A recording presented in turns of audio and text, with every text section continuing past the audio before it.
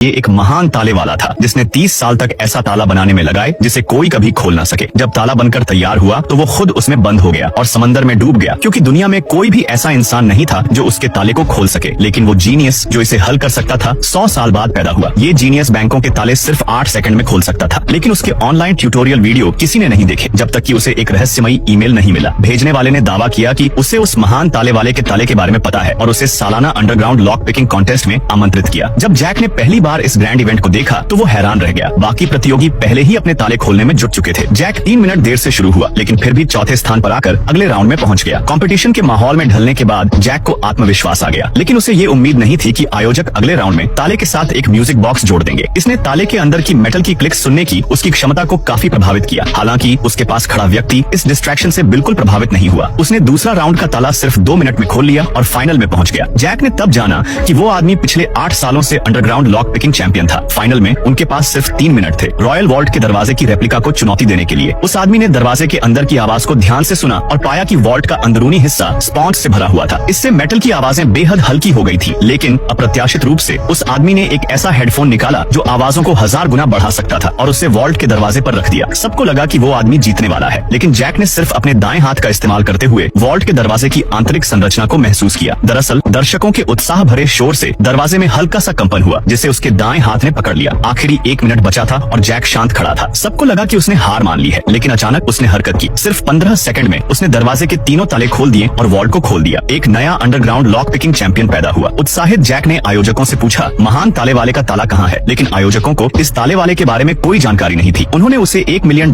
का इनाम दिया और उसे जाने दिया। तभी एक रहस्यमयी महिला उसके पास आई।